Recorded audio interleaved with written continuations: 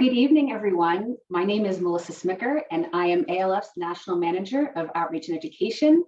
I'd like to be the first to welcome you to tonight's academic debates presented by the American Liver Foundation.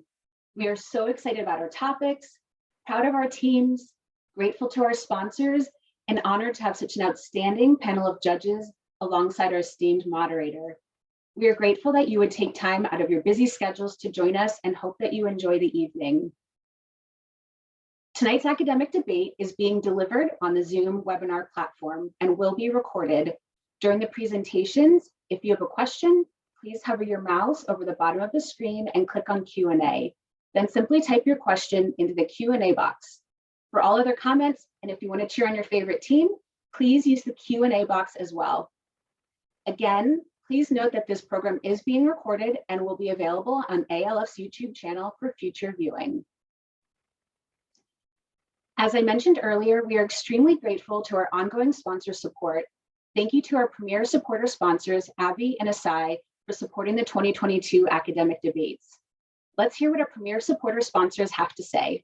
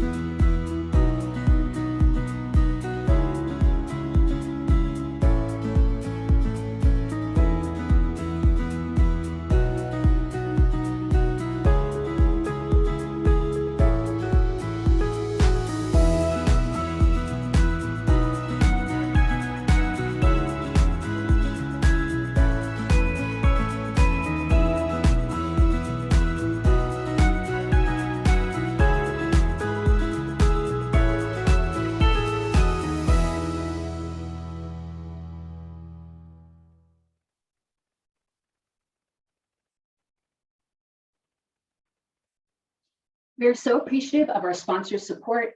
Without their support, we could not be able to continue to fulfill our mission. Before I introduce our moderator, I want to acknowledge tonight's technology team, Erica Bochter and Tyler Holderby. We would not be able to present tonight's event without their expertise. Thank you for the incredible work you've done tonight, this week, and Erica, especially the months leading up to the event tonight. Thank you both so much. Now it's time to turn the program over to our moderator for tonight, Dr. David Wolf. Dr. Wolf specializes in transplant hepatology and since 1996 has been the medical director of the liver transplantation program at Westchester Medical Center. He is board certified in internal medicine, gastroenterology, and transplant hepatology. He is professor of clinical medicine in the Department of Medicine, Division of Gastroenterology and Hepatobiliary Diseases at the New York Medical College in Valhalla, New York. In 1996, Dr. Wolf established the liver transplant program at Westchester Medical Center, which was the first liver transplant program in the Hudson Valley. Over 800 liver transplants have been performed at Westchester since the program's founding. 1,000. Over 1,000, even better, that's incredible. Thank you for adding that. He sees patients with a broad array of liver diseases and has been recognized annually as a Castle Connolly, New York metro area top doctor since 2006.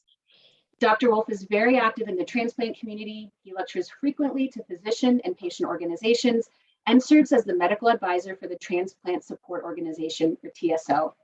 In 2016, TSO honored Dr. Wolf with its Outstanding Professional Award.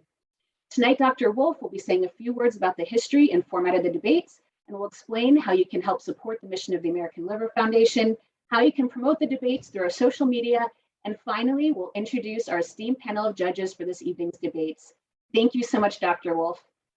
Melissa, thank you so much to the American Liver Foundation. Thank you very much, and to all of our judges, our participants, and everybody tuning in tonight. Welcome. We're going to have a great evening of March Madness. So I want to welcome you to the 5th and final night of the American Liver Foundation's Academic Debate Madness. Academic debates have been hosted by the ALF for over 18 years. These debates have been recognized for educational excellence and have long been a signature program of the American Liver Foundation and the AASLD. The debates are our most popular non-CME programs among healthcare professionals in various medical disciplines and fields. So this year, we are engaging in a week-long March Madness of academic debates. Began way back when on March 28th. They conclude this evening. Each team will consist of 2 fellows and 1 mentor from nationally recognized institutions. Each individual debate will feature 3 judges and 1 moderator. The winning teams will be selected based on their research as well as the presentations of both their cases and their rebuttals.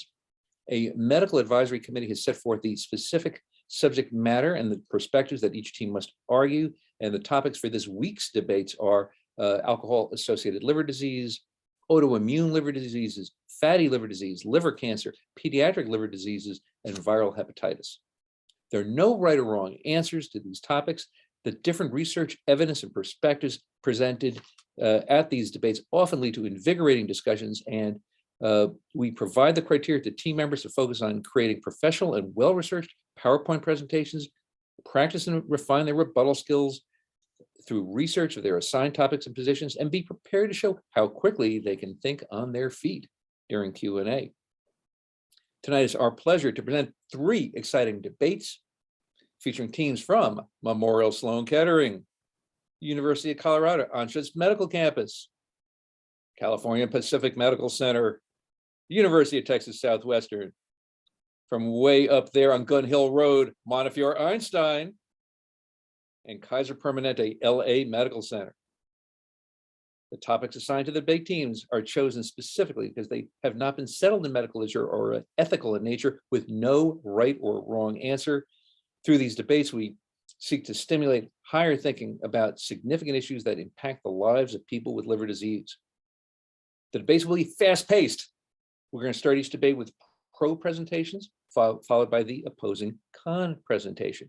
Each side is allotted precisely 8 minutes to present their argument. Should a presenter exceed his or her 8 minutes, our diligent timekeeper will disconnect his or her audio and video, and we'll do our best to transition smoothly from one presenter to keep the program flowing. After both arguments have been presented, each side will have the opportunity to challenge their opposition with a 5-minute rebuttal. Debate teams may not use slides during their rebuttals. Teams will be closely timed, and a 5-minute Q&A session led by the judges will follow the rebuttals. We'd like to acknowledge the demanding work of our presenting teams and their mentors and express our appreciation to our sponsors, judges, timekeepers, and technology teams. Thank you. And importantly, we thank everybody for joining our event this evening. So the American Liver Foundation has been a trusted voice for liver patients for 46 years. Its leadership and staff always strive to ensure that the foundation is a reliable resource for patients, caregivers, and medical professionals. Educational programming has been presented consistently to ensure that people have access to information about a myriad of liver disease topics. All programs are recorded and uploaded to our YouTube channel for easy access to people who want to view the programs again, or for availability for those who were not able to participate as they were occurring. Printed literature has been created and updated, as have our web pages about liver disease and transplant-related issues. All resources are available at no charge to the public. Our national helpline remains a vital source of assistance for people who want and need information about medical diagnostics, various liver diseases, and links to financial aid, patient and caregiver support, and more. Our ongoing advocacy efforts make certain that issues pertaining to access to care and treatment remain a priority for legislators who make important decisions about healthcare policies. Our walks, our marathons, and patient and professional educational programs are key components that unify the liver community, and we cannot do any of our work without your generous support.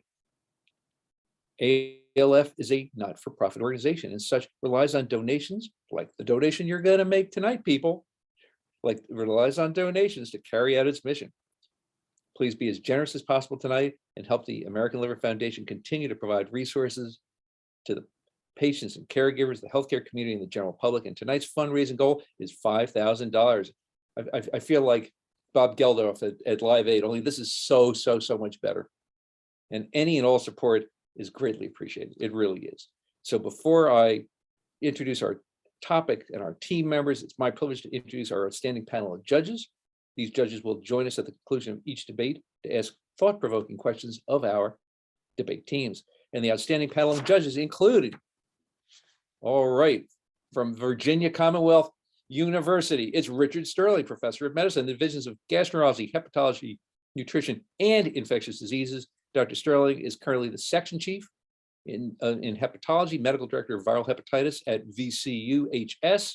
He's the associate program director for scholarship and research for the core internal medicine residency, assistant chair for research in the Department of Medicine. He's served as program director for both the gastroenterology and transplant hepatology training programs. Dr. Don Rocky joined the Medical University of South Carolina in September 2012 as professor and chairman of the Department of Medicine. Dr. Rocky's research efforts have been supported by the National Institutes of Health since 1989, and his current NIH funding includes grants totaling more than $3 million. Dr. Rocky has served in a variety of positions with the major professional associations in his field. He's a member of the American Association of Physicians, the AASLD, and the American Gastroenterological Association, as well as the American College of Physicians. He currently serves as the president of the Association of Specialty Professors. Dr. Rocky Yap is director of the HCV clinic at Amita Health Adventist Medical Center in Hinsdale, Illinois. He previously worked with the AAH Good Samaritan Hospital and GI Partners of Illinois. So, the key clinical question for the first debate tonight is going to be whether or not hepatologists should prescribe systemic therapy, such as immunotherapy and targeted therapy. So just as a reminder, the pro presentation will be lasting for 8 minutes, followed by the con presentation for 8 minutes. And then we're going to have the rebutters rebut for 5 minutes apiece. And then that will be followed by a 5-minute Q&A with the judges. So our topic tonight: should hepatologists prescribe systemic therapy, such as immunotherapy and targeted therapy? So for the pros, we're going to have Memorial Sloan Kettering. For the cons, University of Colorado, go Buffaloes, the Anschutz Medical Campus. Now I'm going to introduce the debate teams. So presenting the pro position: should hepatologists prescribe systemic therapy, such as immunotherapy and targeted therapy? We have mentor Ghassan, Abou-Alfa. Fellows are Tiago, Biachi, Castria, and Dr. Jalpa, Devi. For University of Colorado, Anschutz Medical Campus, arguing the con, mentor is John Norvell. The fellows are Kathleen Yan and Jonathan Rice. So, timekeeper, are you ready? Let's get started.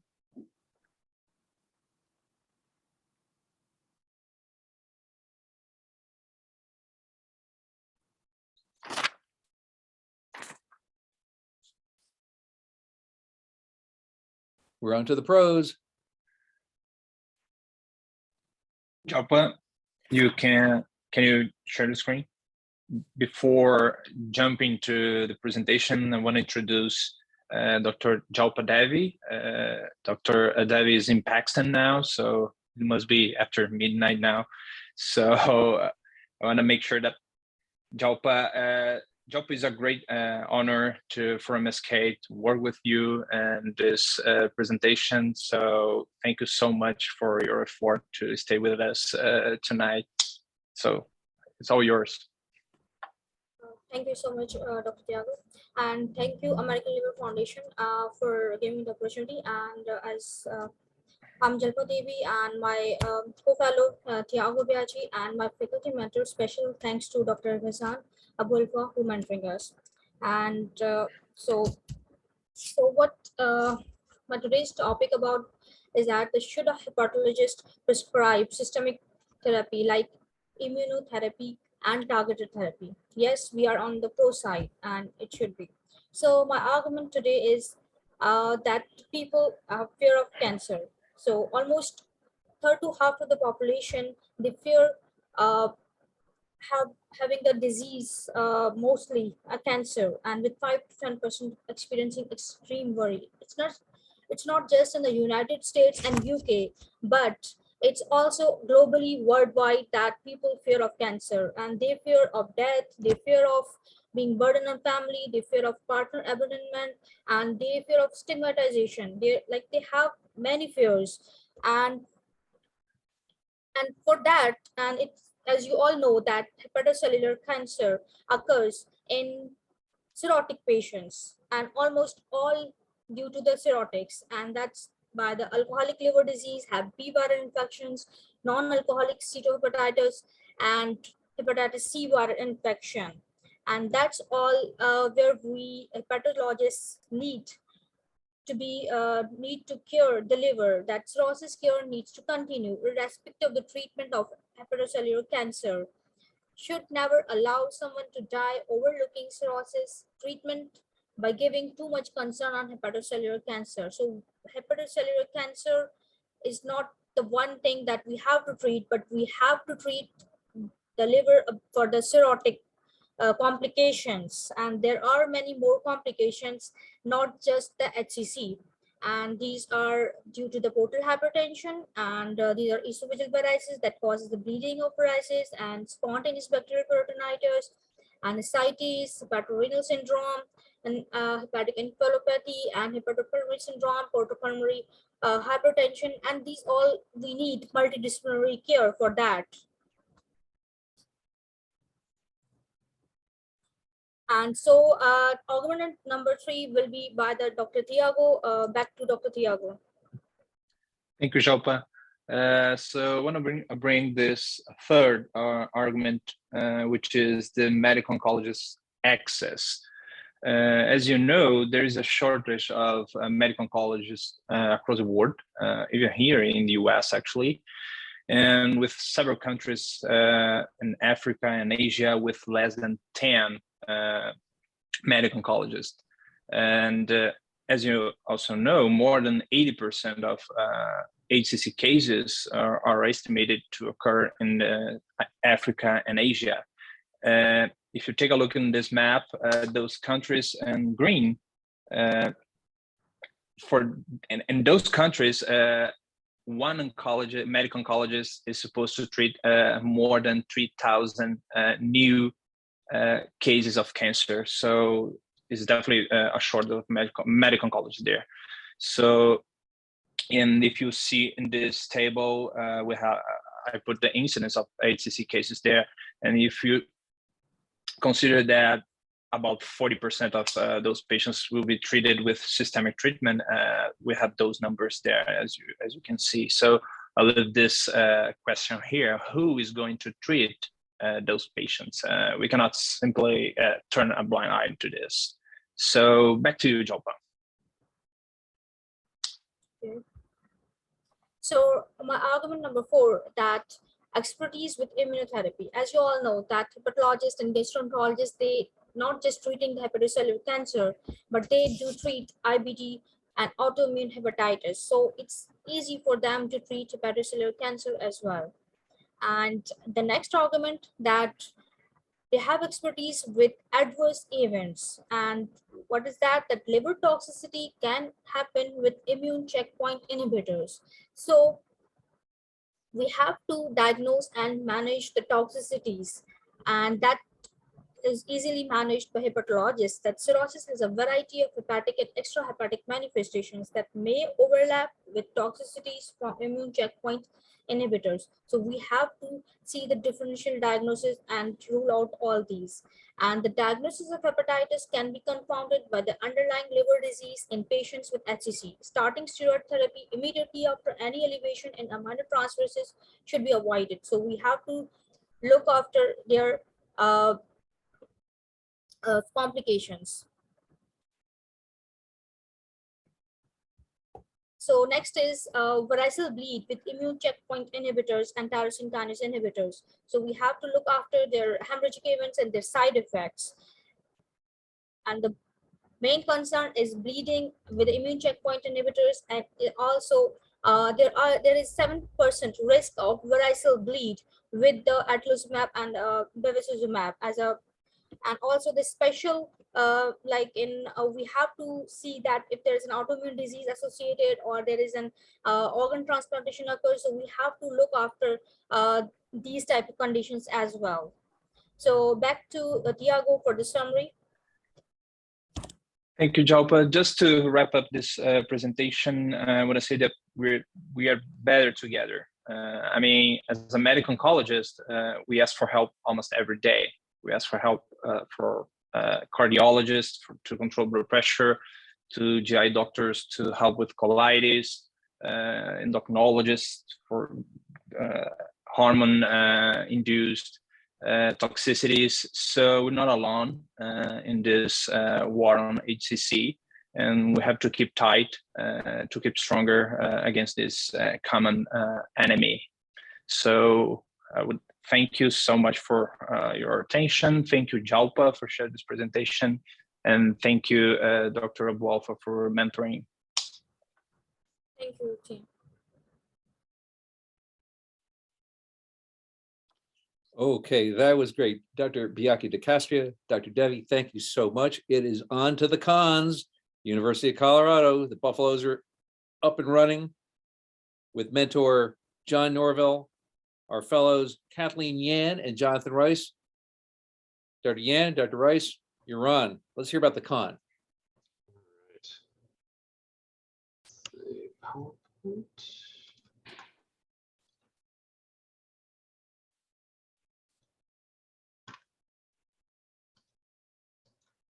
Hello, JP. Okay. All right. Good evening, everyone. My name is John Rice, and I'm the transplant hepatology fellow at the University of Colorado. I'll be presenting the con argument tonight, along with my colleague, Dr. Yan. Let's get into it. While all debates do have two sides, and I commend my competitors at Sloan Kettering on their effort tonight, this topic unfortunately only has one clear answer. Hepatologists should not prescribe systemic therapy for HCC. This is all something that we all already know, but I'm here to walk us through it. I know Sloan Kettering already went through some of this, but briefly, HCC is the most common liver cancer and the third leading cause of cancer-related death in 2020.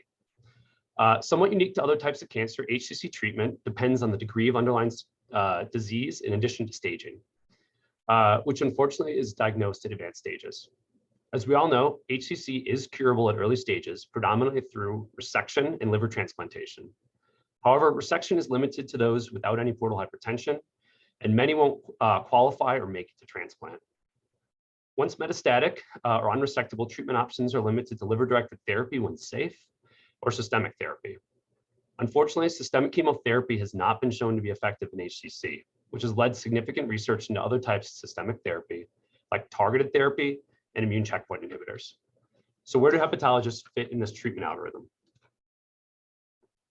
So here's the Barcelona Clinic liver cancer staging system, which is a commonly used algorithm for HCC treatment. As you can see, care is determined by staging of liver function, or staging and liver function. Hepatologists and primary care doctors are essential for HCC screening, which is important for detecting early stage cancers. Once HCC is diagnosed, hepatologists are tasked with staging and ultimately getting patients to the appropriate specialist for treatment, whether that be liver-directed therapy, surgical resection, liver transplantation evaluation, or systemic therapy. While hepatologists are essential for care coordination, you would not personally take them to the OR or the IR suite because, of course, you trust the specialist to do that for you. The same goes for advanced stage HCC, where medical oncology has the expertise and experience to prescribe systemic therapy. There is no clear data that shows oncologists are better suited to prescribe systemic therapy, but in a study by Kathleen and colleagues, oncologists more often appropriately discontinued sorafenib due to progression, whereas non-oncologists were more likely to continue it until death, furthering pill burden, side effects, and costs. However, it's not like we abandon these patients after referral. Hepatologists remain closely involved with patients undergoing systemic therapy for general hepatology care and monitoring for decompensation. But why are medical oncologists better suited for prescribing systemic therapy? Let's get into the details. You can't talk about systemic therapy without mentioning the OG medication, sorafenib, which was approved in 2007. Prior to this oral multikinase inhibitor, there was no approved systemic therapy for HCC. While some hepatologists attending this debate may be thinking, I previously prescribed sorafenib, I can handle these new therapies, these individuals need to note that the treatment algorithm is no longer one medication, and unlike sorafenib, most of these new treatments are infusions. Here's just a brief timeline showing the exponential growth in the number of systemic therapies for HCC since the approval of sorafenib. There are in fact 22 FDA-approved medications now. And I don't know about you, but I would have to practice to pronounce even half of these medications, and there are more on the way. While there are guidelines from the American Society of Clinical Oncology, the AGA, the ASLD to help determine which to use and when, the data is changing constantly. One would have to make it the primary focus of their entire career to stay up to date. Moreover, these drugs require an understanding of the mechanism in action, the innumerable side effects, and how to manage each adverse reaction responsibly to prescribe. Does this sound like something you have time for when you are already seeing patients in the clinic, on the wards, in scoping endoscopy suites, attending selection meetings, and dealing with your ever-growing Epic inbox? Not only do we not have the time to manage systemic therapy, we don't have the resources. Where are we going to give these infusions? In the hepatology clinic? What about the side effects and adverse reactions? Here at the Colorado, the oncology team has their own infusion center with associated urgent care clinic for their patients. I don't even want to admit how long it takes to get a patient in the hepatology clinic currently at our center. Sometimes we need to learn when to say no. I think it is clear that we do not have the time, expertise, and infrastructure to prescribe systemic therapy. In fact, at the University of Colorado, where we have all the resources of an academic center, none of our 8 hepatologists prescribe systemic therapy. Could you imagine putting this on the plate of a community hepatologist or GI provider, or even a global health provider, as the other team is recommending, who are already stretched thin? I think it is time to know our strengths and stay in our lane. It is literally a medical oncologist's job to prescribe systemic therapy for cancer.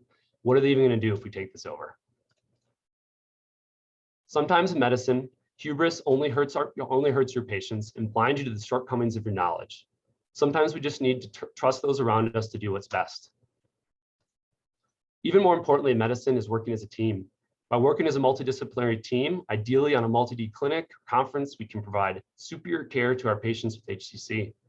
We don't need to go it alone. In fact, this type of care is recommended by multiple societies, including ASLD and AGA and American Society of Clinical Oncology, and has been extensively studied. Benefits include increased likelihood of treatment and a shorter time to treatment initiation. More importantly, multiple studies in different practice settings, multi-D significantly improves survival, which is ultimately the goal of what we're doing here today. So while we are capable of prescribing these medications, your patients would actually benefit from involving other specialties, specifically medical oncology. And one final point I'd like to make out is that my competitors at Sloan Kettering, one of the premier cancer centers in the world, who are arguing that hepatologists should be the ones prescribing systemic therapy, do not even have hepatology listed as part of their multi-D team on their liver cancer website. Ouch, that hurts. Maybe that's why they're arguing to go it alone. In conclusion, despite what Sloan Kettering's website says, hepatologists are essential team members for HCC diagnosis and treatment. We should remain involved in patients' care undergoing systemic therapy. However, these patients should be seen in multidisciplinary clinics or conferences to improve access to care as well as outcomes. Medical oncology should be the ones prescribing systemic HCC therapy, given their training, expertise, and resources. Finally, as a soon-to-be transplant hepatologist who has zero experience in prescribing systemic therapy for HCC, I feel strongly that hepatologists should not prescribe systemic therapy, and I know you all agree. Thank you for your attention. Dr. Rice, that was very nice, but it is time for a rebuttal. So Dr. Biachi de Castria, Dr. Devi, You're up. It's now time to rebut the University of Colorado. Let's go, MSKCC.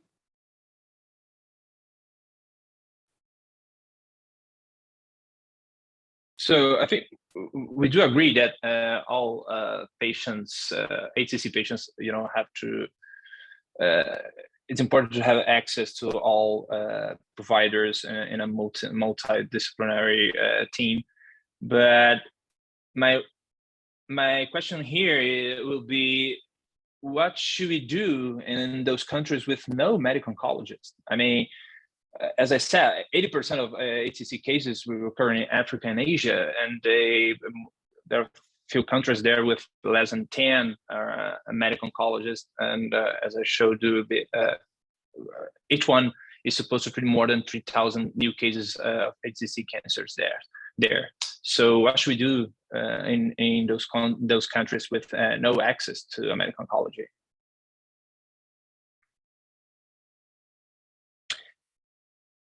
And the other point is this: GI doctors are, they are familiar with most of side effects from systemic treatments. We rarely use chemotherapy for those patients. Most of them will use TKI or immunotherapy today. And the short trial was run for hepatologists mainly. So this is another important issue. They are familiar with side effects. We usually don't use systemic cytotoxic chemotherapy for those patients, and TKI. It's mainly based in TKI and immunotherapy for those patients.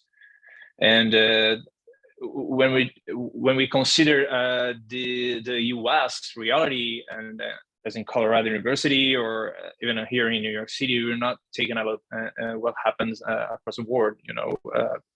This is is an important issue for Africa countries and in Asia, where the access to a medical oncologist sometimes is hard. I don't know if Jalpa wanna say some things. If not, I think we're done. Access to oncologists, and also being a hepatologist trainee, and I know that here like my consultants, they prescribe the medicine and they manage the side effects. Like we don't have, and people literally have fear of going to oncologists. That's it. Thank you, Jalpa. Okay. Thank you, MSKCC. Dr. Biachi de Castria. Dr. Devi, thank you so much. Ready for rebuttal number 2. So Dr. Kathleen Yan will now rebut the MSKCC position. Take it away, Dr. Yan. Hi, everyone.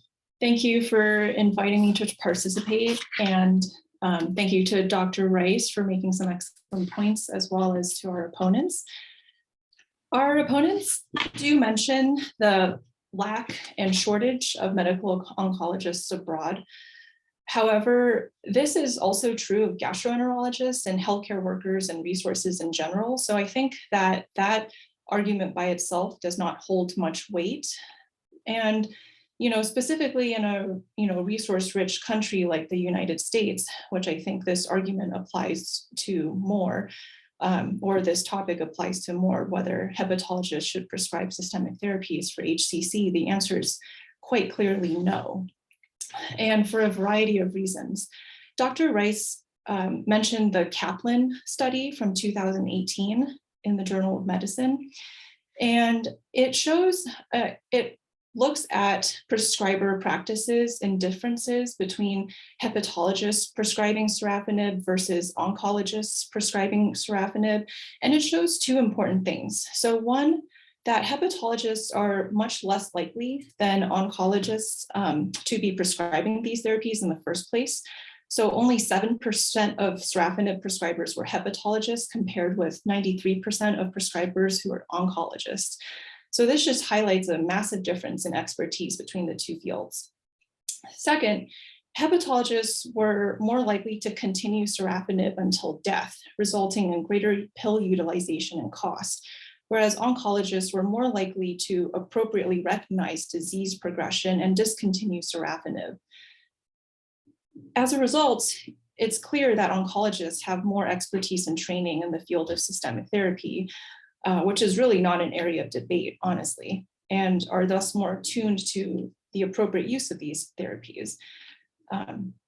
In addition, we commented on the importance of a multidisciplinary team in the treatment of HCC, and that is definitely a very important aspect.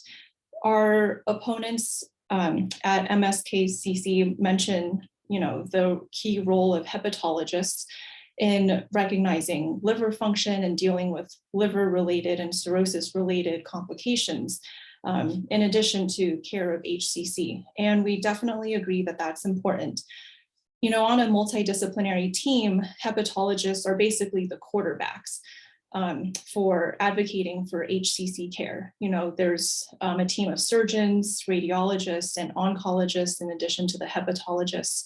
And it is quite true that, we are the ones to recognize the liver function and appropriately determine, which therapy is most appropriate in the treatment of HCC, whether that's local regional therapy or surgical resection or systemic therapy.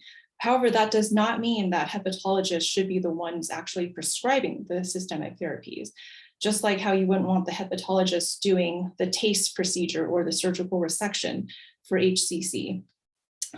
We each need to stick in our own lane, as Dr. Rice mentioned. And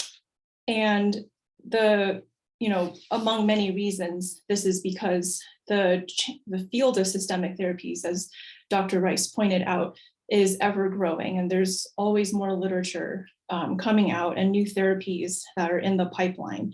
And in order to have a really in-depth knowledge and firsthand experience, you need adequate training and a constant dedication to staying up to date with the literature.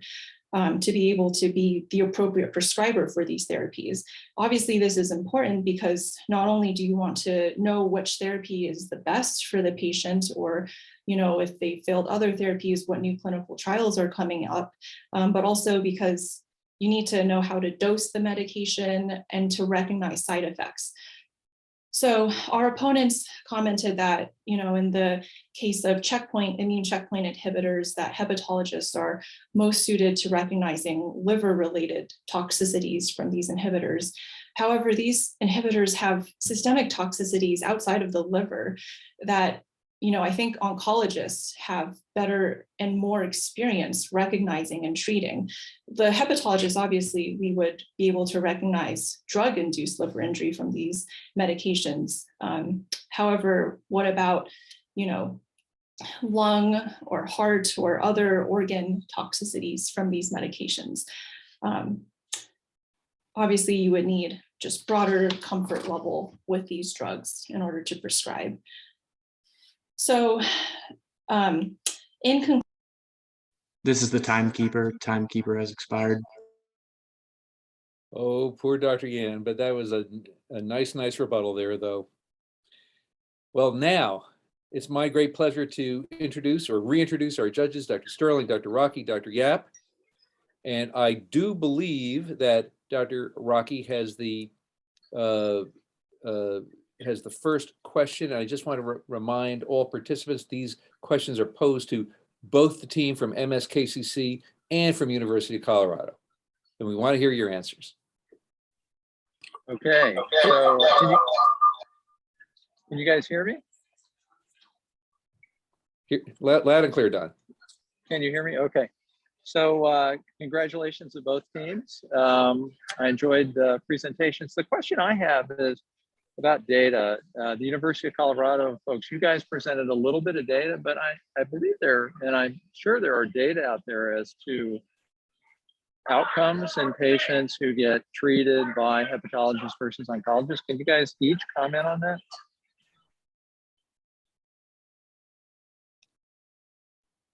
Hey, I can take this one, John. So yes, there are data or literature studies looking at the role of multidisciplinary teams and different specialists on the care of patients with HCC.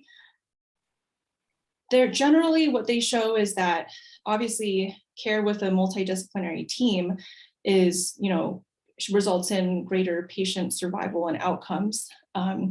For example, a study by Sin et al. In 2019 and PLOS One, they also show that in general, care by a specialist within 30 days of HCC diagnosis results in better outcomes, but it doesn't necessarily distinguish between whether that person is a hepatologist or an oncologist or a surgeon, but just any access to these specialists results in better care.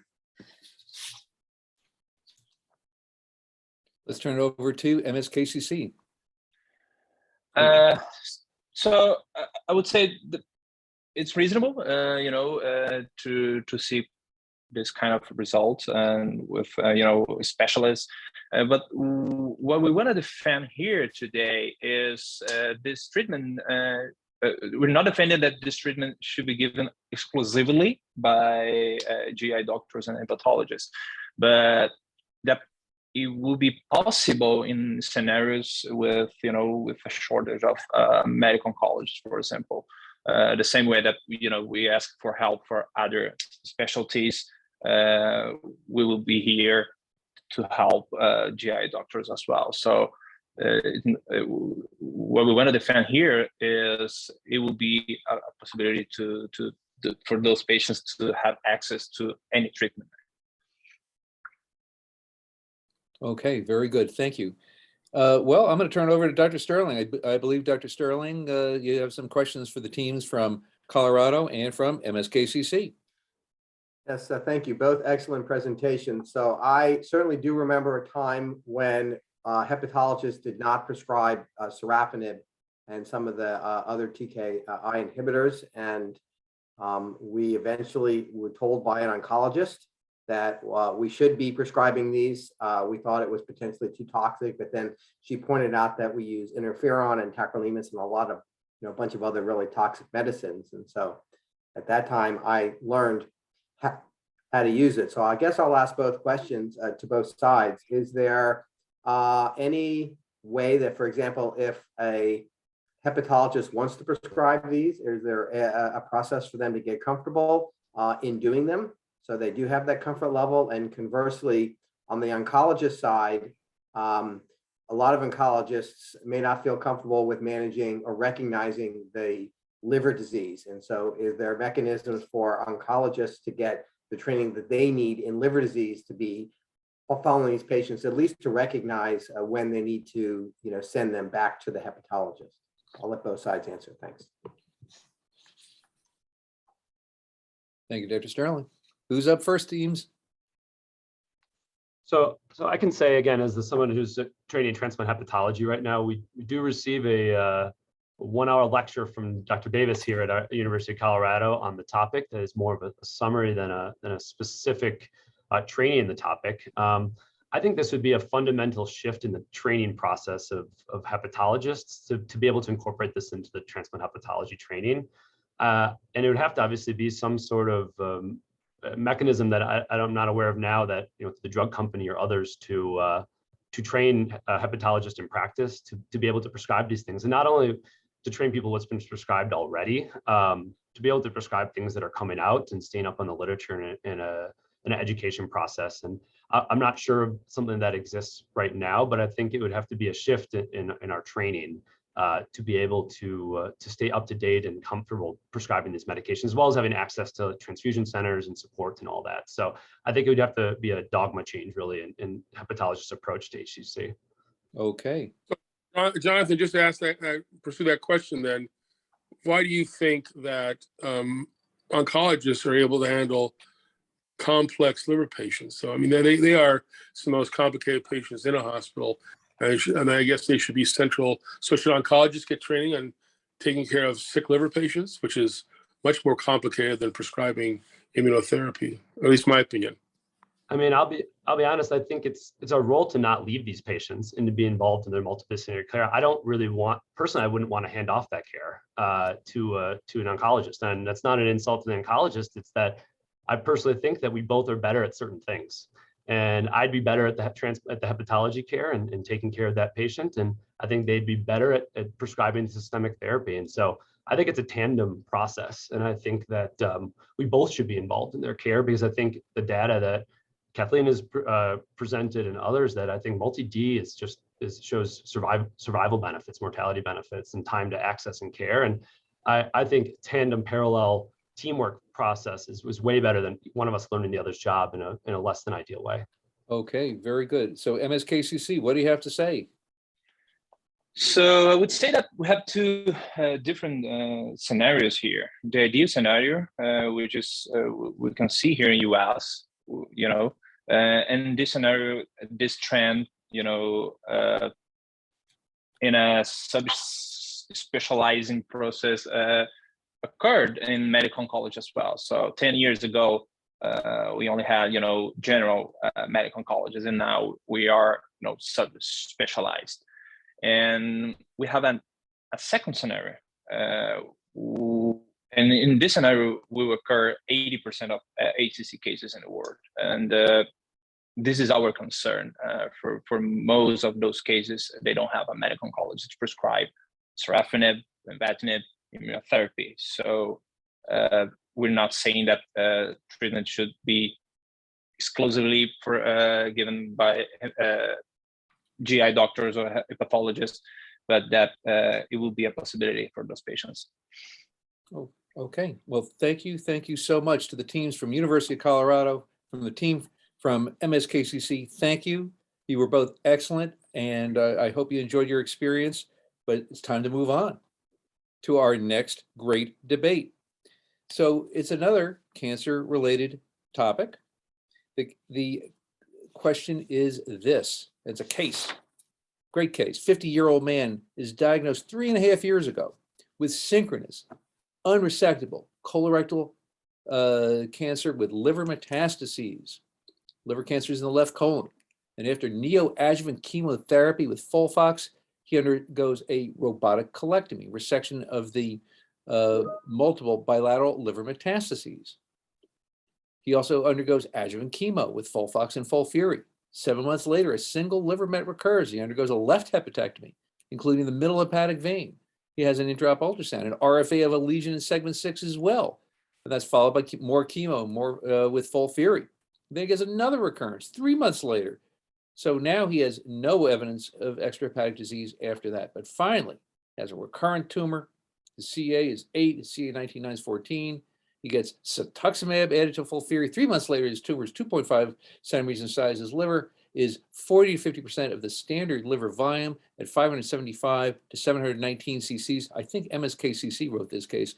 He's not felt to be a candidate for any further resections or any other local regional therapy. So now time to introduce our teams. So what do we do for this man? Transplant, don't transplant, what do we do? Our pro team, California Pacific Medical Center. The con team, UT Southwestern. So for the pros, it's Will Holt, mentor, and our debaters are Farah Shariz and Francis Lee. And our con team, we're going to introduce the con team too, sure. From UT Southwestern, our mentor, Dr. Shannon DeHios, and our debaters, it's Dr. Sally, oh boy, Sally K.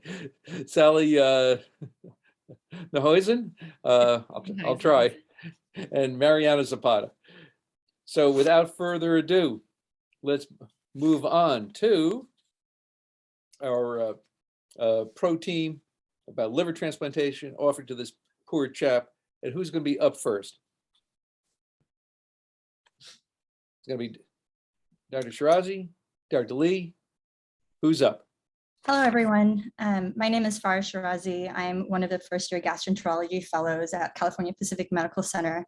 Today, my colleague, Dr. Lee, and I will discuss why this patient will benefit from a liver transplant. I will tell you that survival using standard chemotherapy is poor. Overall survival for transplant is comparable to other oncologic indications for liver transplant. That the risk of recurrence should not deter transplant, as most recurrence can be cured. That centers have already adopted liver transplant protocols for this indication, and that it would be unethical to not offer transplant for our patient, considering there are those who are transplanted with worse outcomes. As we all know, well, survival using standard chemotherapy is poor. As we all know, colon cancer is the fourth most common cancer and second most common cause of cancer deaths. The liver is often the first location of metastatic disease, and 50% will develop colorectal liver metastases within 3 years of diagnosis. Those with resectable colorectal liver metastases with chemotherapy, 5-year survival is up to 50%, and those with non-resectable CRLM with palliative chemotherapies, 5-year survival is less than 10%. Thus, there is a significant need for improvement for patients with CRLM that do not qualify for resection. And just like our patient, this has motivated people to investigate liver transplant as a treatment option. So a Norwegian landmark study known as the SECA-2 trial evaluated liver transplant with patients of unresectable colorectal cancer with liver mets. They risk stratified patients using the Fong and Oslo criteria. And as you can see here, the Fong criteria has the highest level of selectivity. And if we were to utilize this for our patient, he would only receive 1 point for having greater than 1 liver metastases. So based off this pilot study, the Kaplan-Meier overall survival for 1 year is 100% and 5 years is 83%. And using the Fong score of 1 to 2 at time of diagnosis results in a longer disease-free survival than those with higher scores. So that would mean that if our patient does not get transplanted, his 5-year survival with just chemotherapy is less than 10%. Whereas if he were to get liver transplant, his 5-year survival could be as high as 83%. Overall survival for transplant would be comparable to other indications for liver transplantation. As we all know, liver transplant is an effective therapy for primary hepatic malignancies and as well as secondary hepatic malignancies, such as neuroendocrine tumors, with each having their own selection criteria. For these diseases, you can see that the 5-year overall survival rate can be as high as 97% to 65% for those with hilar cholangiocarcinoma. I also want to highlight that the Milan criteria has an excellent survival of 80%, but this has expanded to the UCSF criteria, which allows for patients with higher tumor burden to be transplanted. And from there, we expanded that even further to all comers, which get downstage to Milan in the UCSF criteria, and we are transplanting those patients. So this shows that over time, we are creating more exceptions to oncologic indications to transplant. So for non-resectable CRLM, using strict criteria provides comparable long-term overall survivals, just as these other indications. Number 3, risk for recurrence should not deter transplant, as most recurrence can be cured. In the SECA-2 trial, roughly 75% of patients had recurrence of their cancer. 70% of recurrence were slow-growing pulmonary metastases curable with resection, allowing overall survival time spanning years. Their 4-year survival after recurrence was up to 73%. In fact, the survival after recurrence is very similar to survival after recurrence in HCC. 5-year overall survival for HCC within Milan was 76%, and comparable to 5-year overall survival with low risk with Fong 0 to 1, just like our patient, which is 75%. We even transplant patients outside the Milan criteria, and the survival rate after recurrence is 56%, comparable to the survival rate in the high-risk cohort group from the SECA-2 trial. So thus, recurrence should not deter us from transplanting selected patients with non-resectable CRLM, and it has not deterred us from transplanting patients with HCC. 4, centers have already adopted liver transplant protocols for this indication in the United States. In fact, many of these centers, as you can see here, have adopted the same selection criteria as the SECA2 Norwegian pilot study. This demonstrates that any institution in this country can adopt this protocol. So with this said, given the growing interest in non-resectable CRLM in selected patients, and as the number of transplants done for these patients increase, the Hepatopancreatobiliary Association developed consensus guidelines to provide a scientific and an ethical framework to manage these patients. And as you can see here, this fits our patient's profile, including fulfilling the molecular criteria. Number 5, it would be unethical to withhold transplant for our patient, considering there are those who are transplanted with worse outcomes. Ethics of organ allocation prioritizes those who will have the most survival benefit. It would be unethical to not transplant our patient given outstanding survival rate for this indication. And adding non-resectable CRLM as indication for transplant would not harm others waiting for transplant. With the strict inclusion criteria, the rate of patient recruitment for transplant would be roughly 0.6 patients per year per million people in a country based off the landmark SECA2 trial. The United States has roughly 330 million people, and that would be less than 200 transplants a year. The table on the left, you can see that the percent of transplants for each specific indication. And so for 200 transplants, that's between 2 to 3% of the total transplant volume per year. Also, interestingly, we are starting to transplant more patients. In the last 10 years, that has gone up to over 2,500 patients. In addition, if you look at the graph on the right, the median months to liver transplant waitlist time has come down over the past few years, highlighting that more transplants are available, suggesting the capacity to transplant this patient. There is capacity to transplant this patient and patients just like him. Here's the inclusion criteria that Mayo Jacksonville and University of Cincinnati utilize. So we believe that it would be unethical to withhold transplant for this patient because if he were at these institutions, he would fulfill their criteria and given the opportunity for liver transplantation. Thank you. Dr. Shirazi, thank you very much. So it's now up to UT Southwestern. Dr. Mariana Zapata, you're on. Let's hear from you.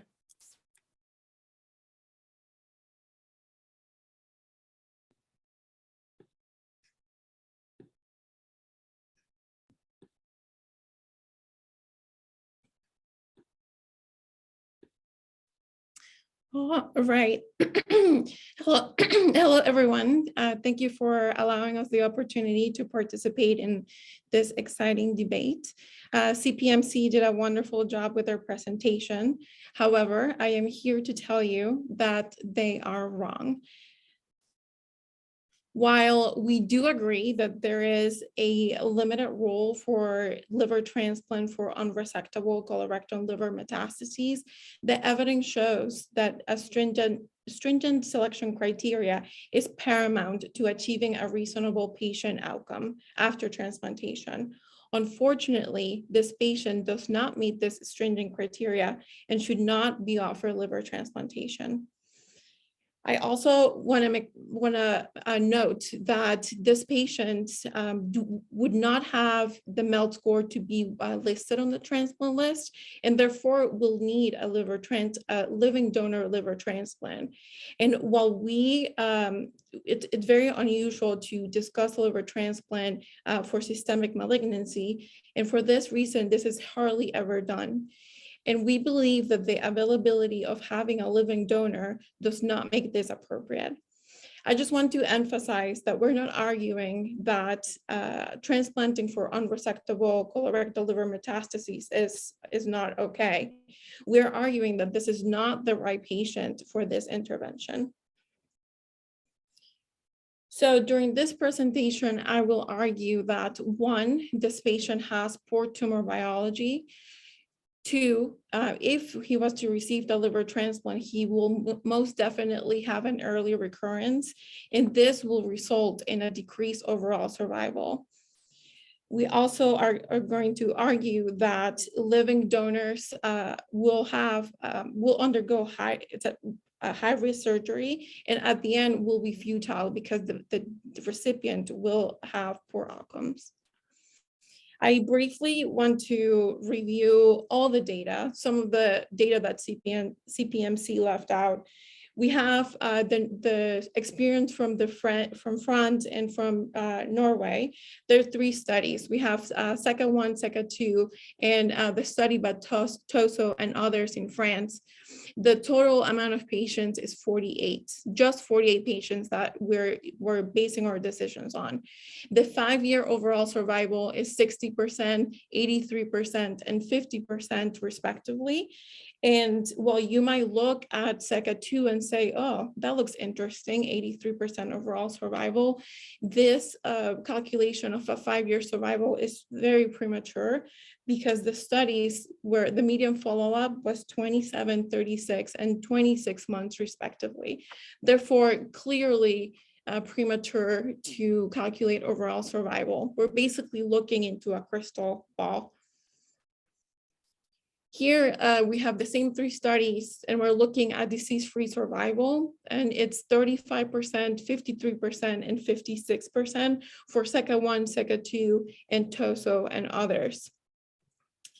And so this is obviously horrible. If we were, especially if we look at SECA-2 with a disease-free survival of 53%, SECA-2 had the more stringent criteria, which would suggest that we are selecting for the better tumor biology. This patient still recurred. And if we were transplanting for any other tumor, and we had this disease-free survival, we would deem it as an unacceptable outcome, and we would literally run for the hills. So we also have the North American experience. This paper was just published, I think 2 days ago in JAMA. We have a total of 10 patients in North America in this study, and the overall survival at 1.5 years is 100%, and the disease-free survival is 62%. Yeah, sure, 100% sounds great, but we only have 10 patients and 1.5 years. So basically, if we put this 4 studies together, we have 58 patients to make this super serious decisions about these patients. I want to review our patient's tumor biology, and we believe that this patient has an unfavorable tumor biology. He had synchronous disease at diagnosis. He receives chemotherapy, he receives surgery, and only 7 months after all of this, he experienced his first recurrence. He then again undergoes surgery and chemotherapy, and only 3 months later suffers another recurrence. Sure, he has a low slow score and a low FONG score, but how do we explain this frequent recurrence? And it seems like it doesn't seem it's happening, that his disease-free intervals are decreasing. So it's just a matter of time that this patient is going to develop extrahepatic disease. And I wanna make a point that although we're not provided with his histological differentiation and genetic profiling, we can most certainly be sure that he has likely unfavorable histology and genetic profiling given his disease progression on maximal surgical and medical therapy. The patient has demonstrated poor tumor biology and will most definitely have early recurrence and decreased disease survival, decreased overall survival after transplantation. So as I mentioned, this patient will have a low MELD score, will not be able to be listed and be competitive on the transplant list, and therefore will need a living donor. So we all know that living donation is not without risk. Based on a study out of Hopkins in 2012, we know that the risk for early death is 1.7 per 1,000 donors. We know out of that recent study that I mentioned that was published a couple of days ago, in this North American experience, 40% of their donors experience complications. In a recent study out of Korea, which has the most experience on living donation, showed that the donors have increased long-term complications more than we thought. So we believe that these risks are completely unacceptable for a donor to undergo surgery for a patient, a recipient that's going to receive a liver, and he is going to recur early and have poor outcomes. It's a futile surgery for a donor that does not need to have a surgery at all. So in summary, the patient has demonstrated poor tumor biology, which will most definitely recur after transplantation, and he will have a poor overall survival. It would not be fair for a living donor to undergo a high-risk surgery and to donate part of his or her liver to a recipient who will not survive long after intervention. In this specific scenario, we unfortunately cannot justify. This is the timekeeper. Time has expired. Oh, that dreaded timekeeper. But Dr. Zapata, that was just great. I will mention to both teams, your type fonts are fantastic. Is that Helvetica? At any rate, it's back to California Pacific. Time to rebut the University of Texas Southwestern position. Dr. Francis Lee, you're on. Hi, everyone. My name is Dr. Lee, Francis Lee. I'm again a first-year fellow at California Pacific. Thank you to my colleague, Dr. Shirazi, and also Dr. Zapata at UT Southwestern for their great presentations. First, I just want to lay out the background. This is a patient who's 50 years old. He's been fighting cancer metastatic for the past 3.5, almost 4 years. He's gone through chemotherapy, resection, and even more chemotherapy, and he's left with non-resectable liver metastasis. As Dr. Shirazi outlined, his overall survival rate is quite dismal, with a median overall survival of actually 8 to 10 months. So he's not looking at a longer lifespan at such a young age of 50 years. In contrast to that, we have great data, which I am so happy to go into, about how transplant will increase his lifespan in an order of years. Thank you for Dr. Zapata for bringing up the different trials, both SECA-1, SECA-2, and also the TASO trial. The fact that there have only been less than 50 people seen within this, for this indication for liver transplant is actually in keeping with history. If you look at hepatocellular carcinoma, the original 1996 study by Mazzaferro used only 48 patients. And that pivotal study became the groundwork for the rest of the world for kind of transforming the indication for transplant for a malignancy. In addition to that, with each trial, we've actually learned more and more about how transplanting patients with non-resectable disease will affect both the recipient and the donors. You had mentioned the JAMA Surgery article that came out 2 days ago, in which 10 patients were prospectively followed for transplant for their non-resectable disease. They used the same International Hepatopancreatobiliary Association consensus guidelines that Dr. Shirazi outlined. And again, our patient does meet the biologic standards. He does have a negative BRAF that we were able to find in our records. With that, you outlined that the overall survival rate at 1.5 years is excellent at 100%, and the recurrence-free survival was 65%. At 1.5 years. Again, I need to remind you that recurrence rate should not be a hindrance for transplant because the survival is quite high. In addition to that, that study looked at perioperative morbidity for donors and recipients, and they found that they're consistent with established standards. In addition, the risk of living donor liver transplant has been established and acceptable in East Asia. If it's acceptable there, it is acceptable here. So I don't think we need to quote unquote run for the hills or that this is a futile surgery. I think this is a 50-year-old man who has many years years of life to live, and that we can offer him transplant that'll increase his life expectancy. He has family members that are supportive and are willing to go through the living donor liver transplant evaluation for him to have this opportunity. In addition to that, this is going to be the beginning of the future. We've been expanding the indication for transplant for many years now. Dr. Shirazi outlined how initially this was through the Milan criteria. We've expanded that. And in fact, his MELD may not be low, but oftentimes the MELD score is not very high for patients with even metastatic neuroendocrine tumors. So that's why we have MELD exception points. And with these exception points, patients with low MELD are still able to get transplants for their oncologic indications. So he will need to get a MELD exception as well. And I think future will show that we can probably use the same exception point criteria with a medium MELD at transplant -3, which is what we currently use for HCC. So again, I think this is going to be a great operation for our patient with a very acceptable morbidity and kind of risk of living donor transplant. And if there, we also have room for deceased liver transplant as well. As Dr. Shirazi outlined, the capacity for this country to do transplants has increased by thousands over the past decade. And in fact, even during COVID, we're doing more transplants than ever. So we have increased our capacity for deceased donor livers outside of the living donor transplants. And so I think that even if we consider not even living donor, but just deceased donor transplants, we have the opportunity to give this guy many more years of life. Thank you. Okay, Dr. Lee, fantastic. But it is now time for a rebuttal from UT Southwestern. Dr. Neuhuizen, you're on.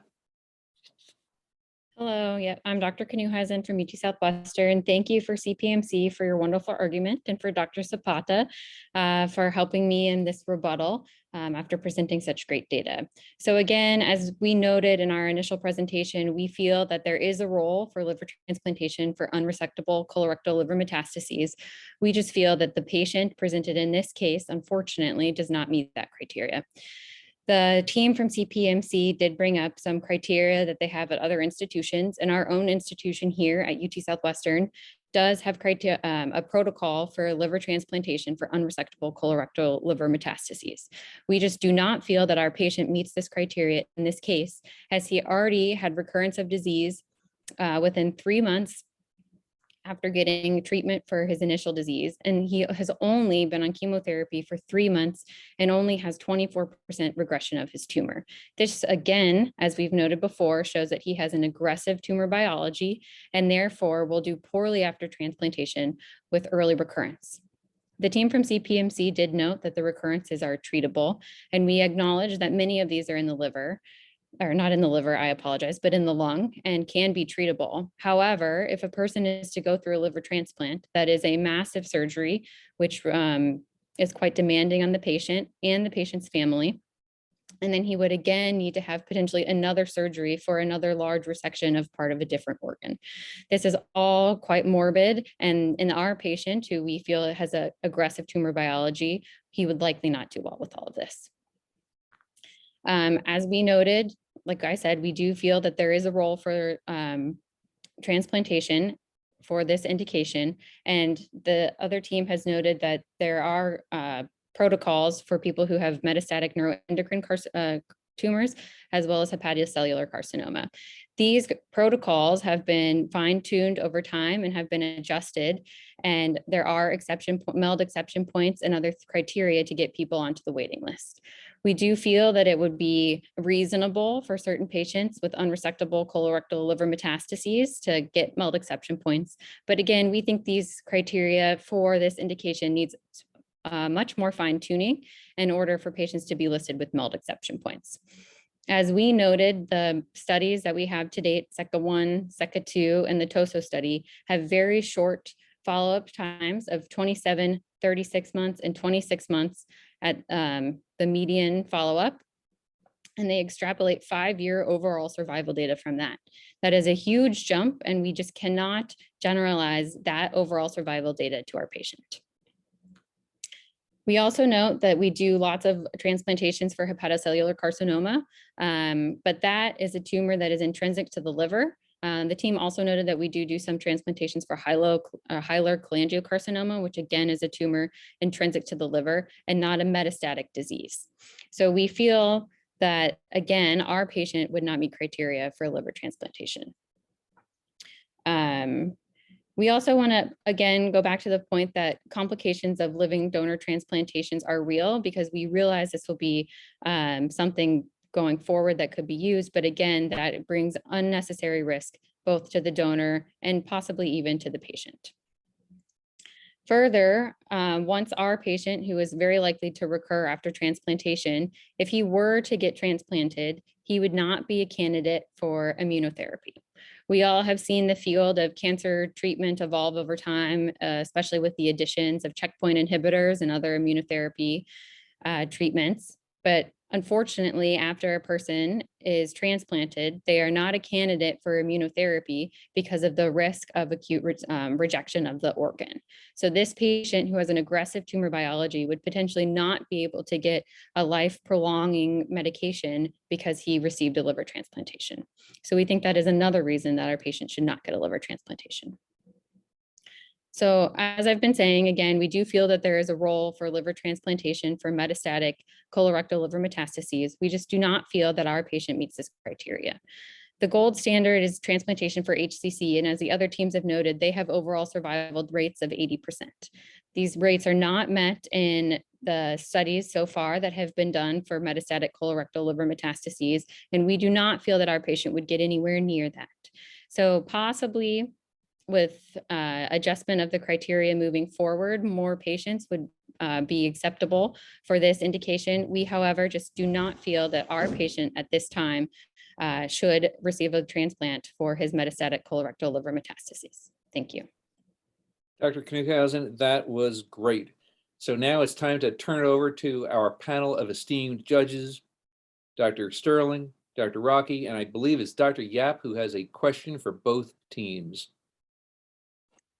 Yeah, I just want to say what an outstanding job both teams did. This is clearly a very complicated case, and one that will obviously come up numerous times across the country. I just asked the Cal Pacific team the Texas team first.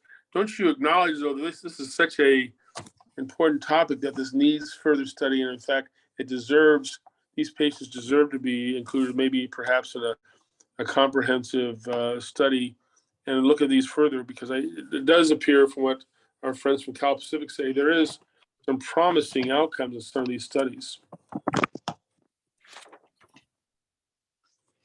Perhaps in a second protocol, similar to what we've done with other conditions of liver transplant. Absolutely. We definitely think that there is a role for this indication in liver transplantation.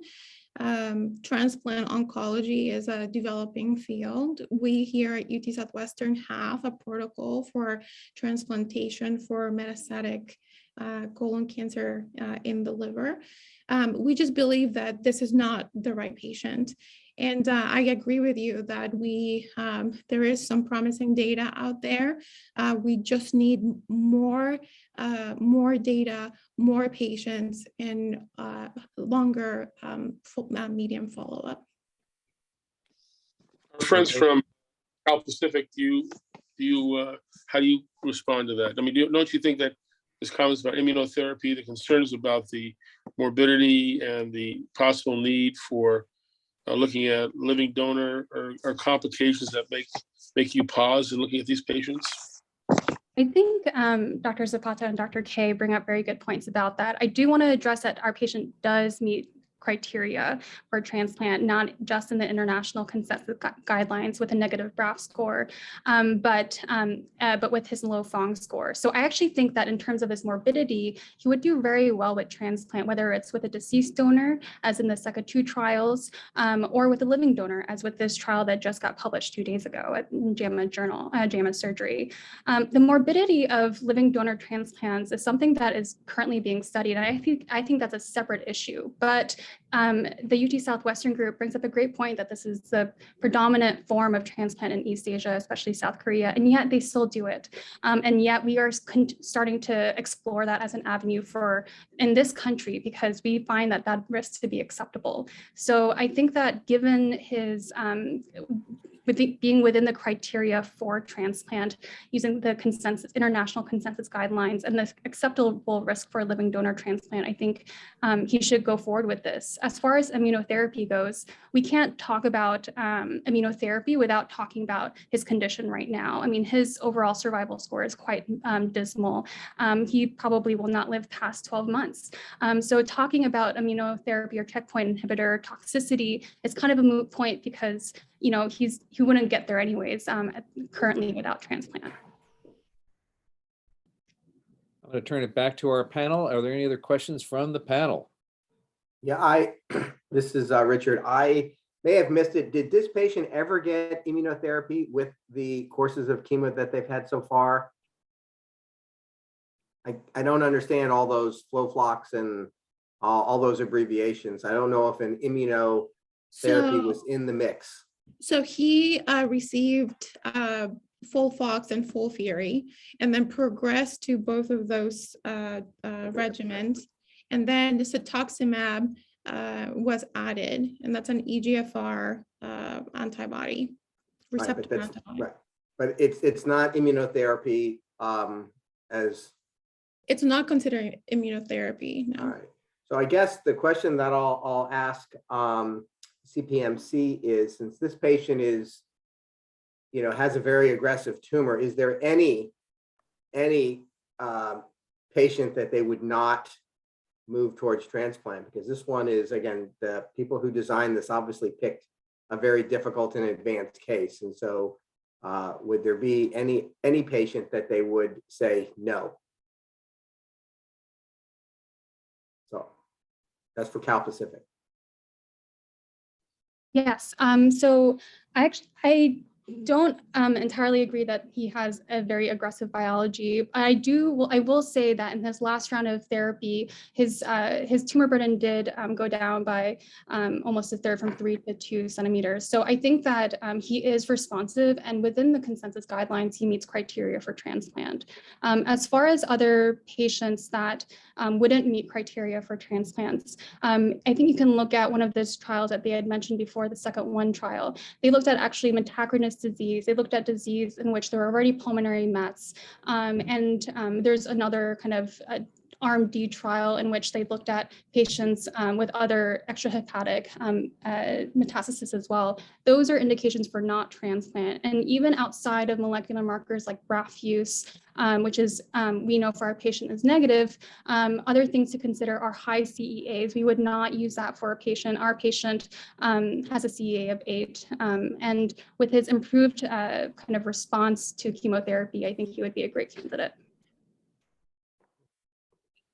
Are there any other questions from our esteemed panel? Can I say something? Or please do. So Dr. Lee keeps mentioning that the patient she believes that the patient meets criteria. Sure, the patient has a low Oslo score and a low Fong score. However, we do know that these are not great scoring systems. They don't require histological, the histology of the tumor, the mutation status, or whether or not the tumor is located on the right side or the left side of the colon, which are incredibly important prognostic factors. And on the international consensus, they require it's mandatory for the patient to have histology, mutation status, and for the patient to be to show disease-free progression for 6 months, which this patient does not meet. So based on the international criteria, this patient, in the international consensus, this patient does not meet criteria for transplantation. Well, thank you very much. So for the teams at CPMC and UT Southwestern, outstanding debating, really fascinating stuff. Congratulations to you all. We'll hear from the judges later, But it's time to move on to our third great debate. But again, congratulations to the teams from CPMC and UT Southwestern. Bravo, really super job. Okay, be it resolved for our last debate, March debate madness, liver debate madness. Should all liver transplant recipients undergo protocol liver biopsies? So presenting the pros, it's going to be the team from Gun Hill Road, from the heart of the boogie down Bronx, Montefiore Einstein. Their mentor is Christina Chaco, and the debaters are Julie Sung and Katie Neat. The con presentation is going to be presented by Kaiser Permanente LA Medical Center, arguing that all liver transplant recipients should not undergo protocol biopsies. Mentor Amdeep Sahota, debaters Vartan Tastian and Andy Tian. So without further ado, let's go to the team from my favorite landlocked borough of New York City, of the Bronx. Let us begin from Montefiore Einstein. Julie Sung, are you ready? Yes.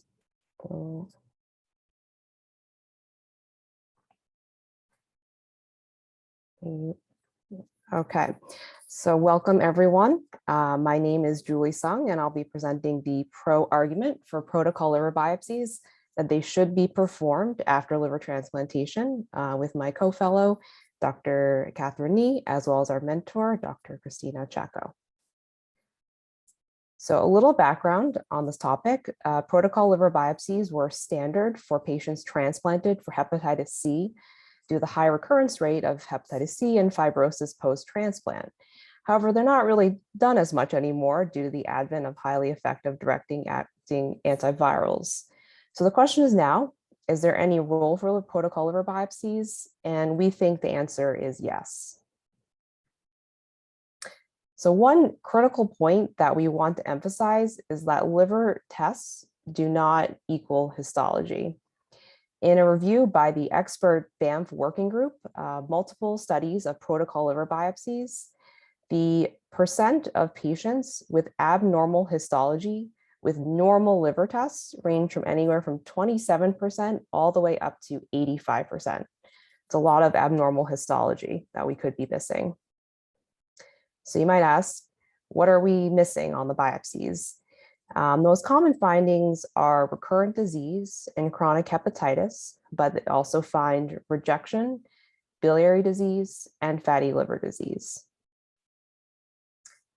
So first, let's focus on rejection since, as transplant hepatologists, we care a lot about that since it changes our outcomes and drives therapy decisions. Acute rejection can occur in anywhere from 7.5% to 23% of liver transplant recipients. Rejection, not surprisingly, is associated with higher risks of graft failure and death. Chronic rejection is less common with an incidence of 1% to 5%, but it's important to recognize early since early chronic rejection can be reversible, whereas late chronic rejection has been associated with liver failure.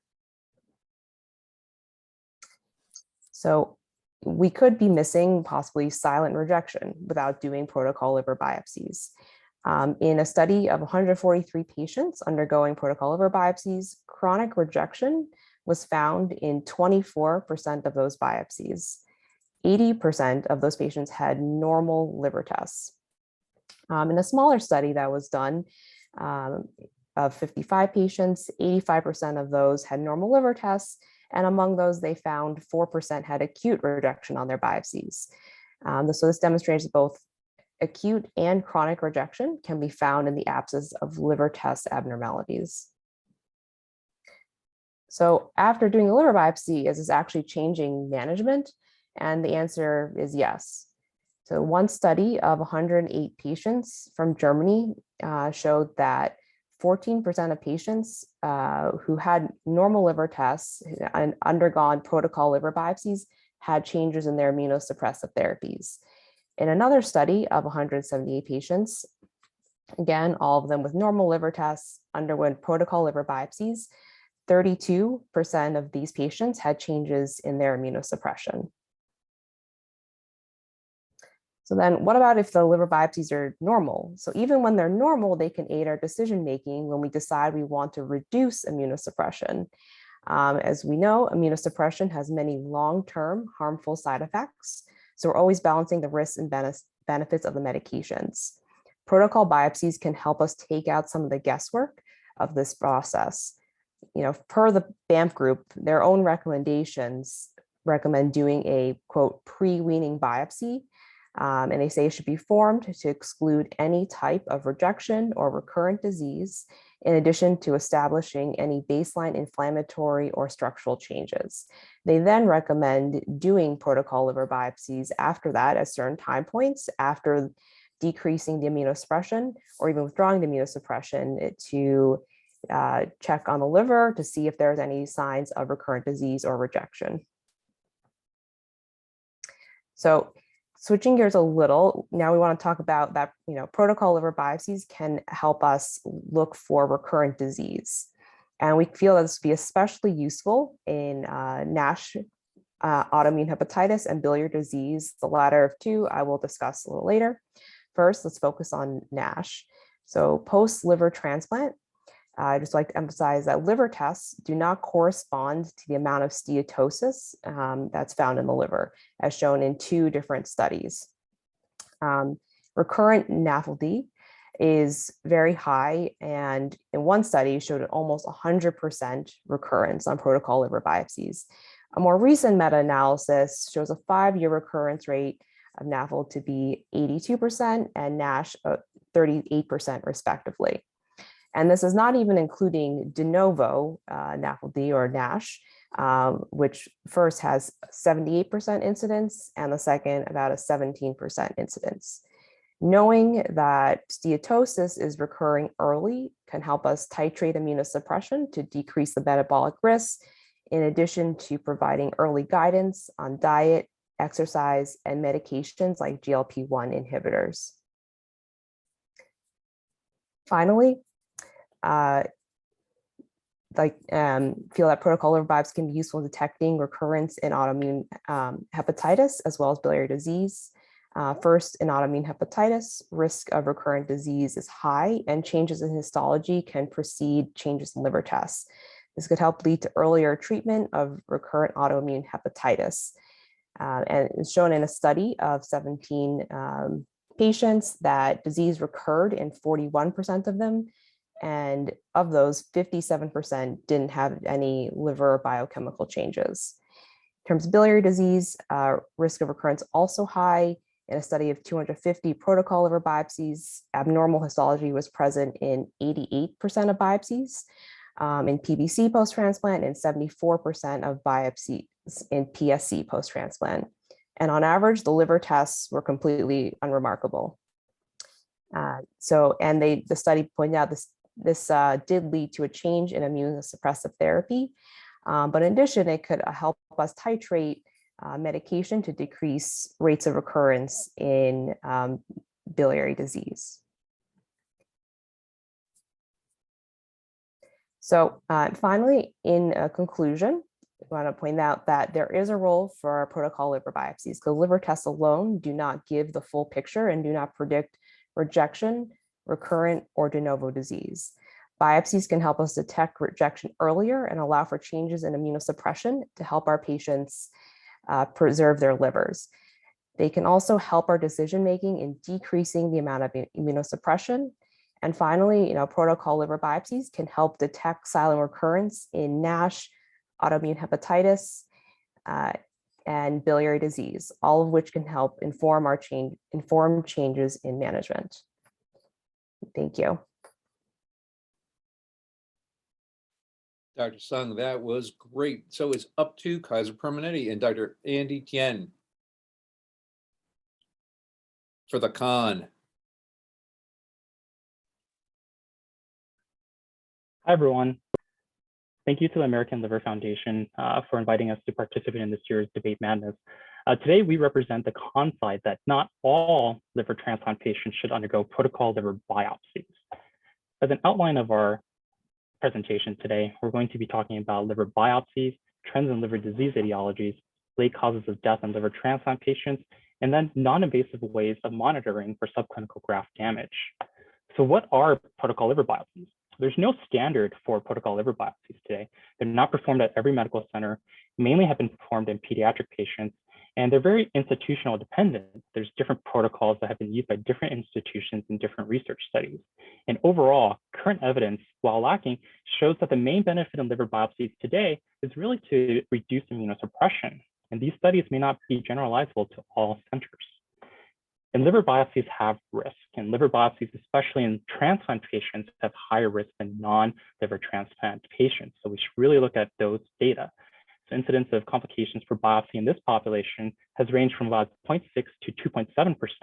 And multiple studies suggest that 1 out of 10 pediatric and adult patients undergoing a series of protocol liver biopsies will experience 1 or more complications at some point. And in patients with choledochoduodenostomy with Roux-en-Y anastomosis, 12.5% will have complications of infection at some point. So while the incidence of complications from each biopsy may be minimal, the cumulative effect is large. And in more recent studies, especially in the pediatric transplantation in 2021 of 1,100 pediatric recipients, major complications occurred in 1% of children, which sounds small, but the complications include cholangitis, sepsis, respiratory failure involved requiring intubation, hematomas, fistulas. Another recent study of adult liver transplant patients, complications were seen in about 9% of patients. It's important to point out that 6% of those biopsies are also non-diagnostic, highlighting that there's sampling error, and also depends on the pathologist reading the biopsies as well. So just an estimated absolute risk increase about 0 to 0.9, the number needed to harm is only about 11 if we do series protocol liver biopsies, which is a very small number before someone gets hurt. So what do we do with these protocol biopsies, and what will they tell us? As my opponents have stated, there are some abnormal histologies in patients with normal liver enzymes, but the range significantly varies. You have it from anywhere from less than 5% to 85%. And a lot of these studies are pretty small, but in one of the largest studies done in Dallas of more than 4,000 protocol liver biopsies, there's only abnormal histology in 5% of patients with normal liver enzymes. So is there a role for protocol liver biopsies? Possibly in some patients, but not all patients. Our goal really should be monitoring these liver transplant patients without unnecessary risky procedures that have an uncertain mortality benefit. So also, hepatitis C is different from non-hepatitis C in terms of histology after liver transplant. Hepatitis C was one of the most common diseases to recur after, and in all of these patients, there were abnormal histology on post-transplant biopsies, but it was not seen to the same degree in non-hepatitis C transplant biopsies, and this has been shown in many studies by Berenger, El-Masri, Maurer-Kendler for many years. So the role for protocol liver biopsies in non-hepatitis C transplant patients is questionable at best. And why is this important?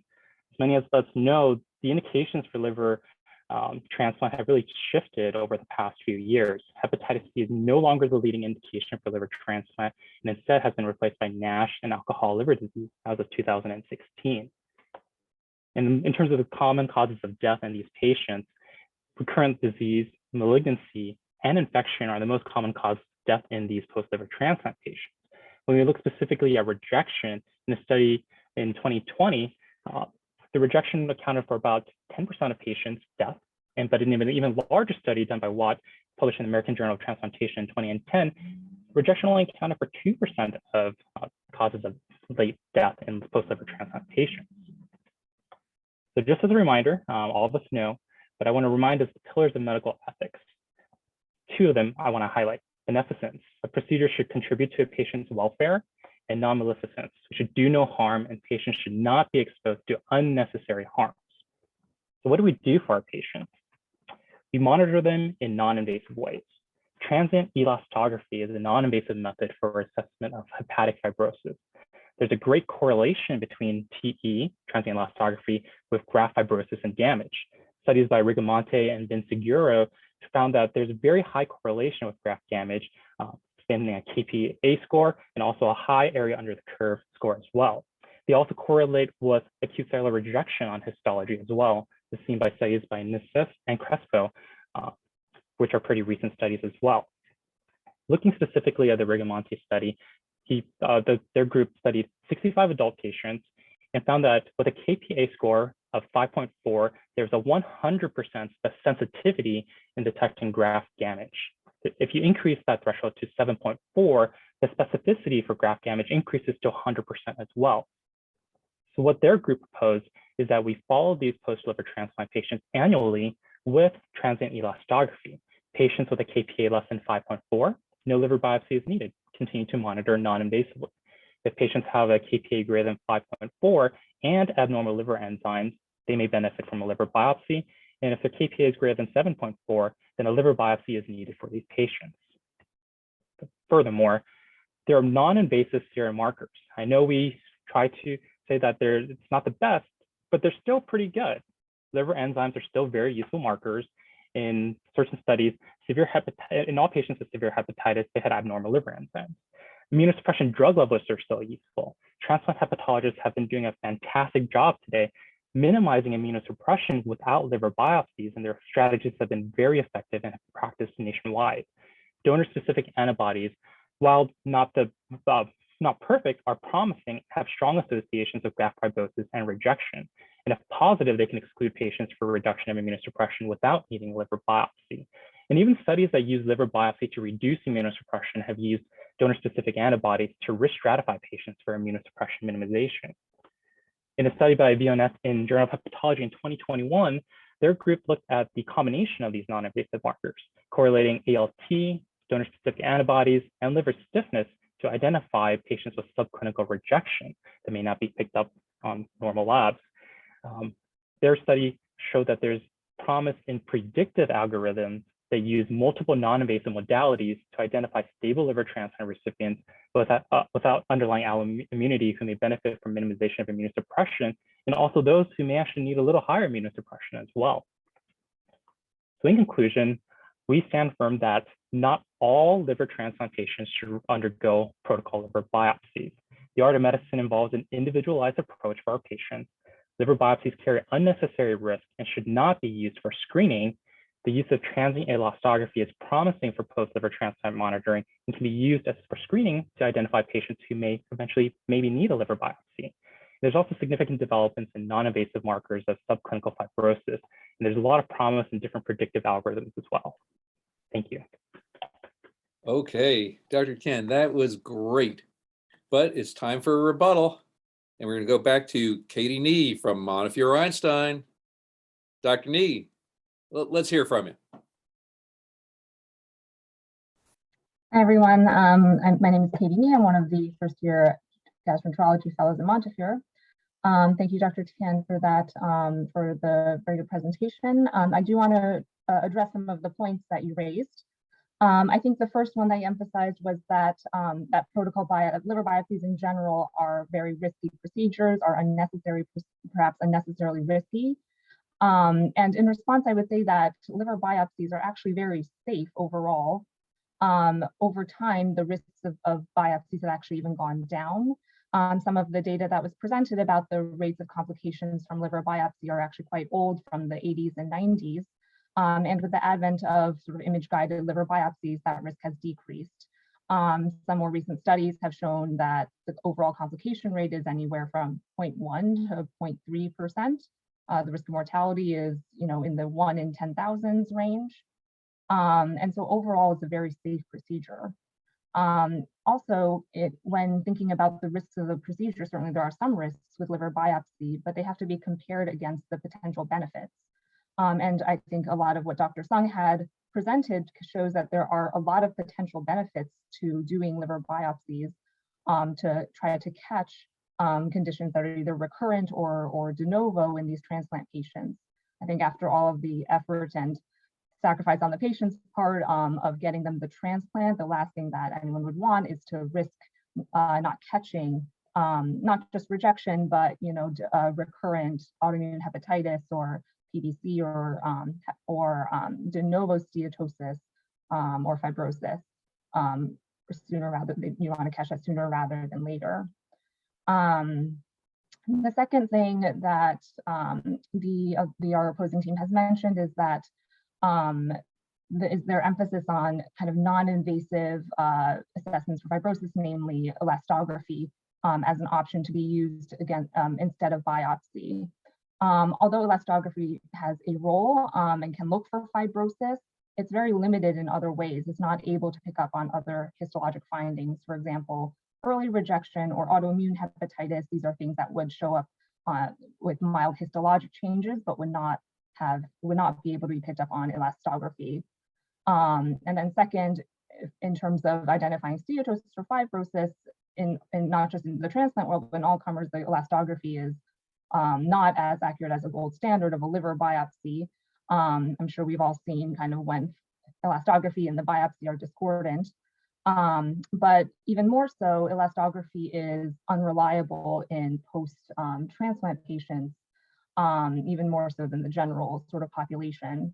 One important reason for that is that elastography measurements are translated into these fibrosis scores based on cutoff values that are taken from a non-transplant population. But it's thought that these cutoff numbers would be different in a transplanted liver. But kind of what are the optimal cutoffs? What are these gold standards of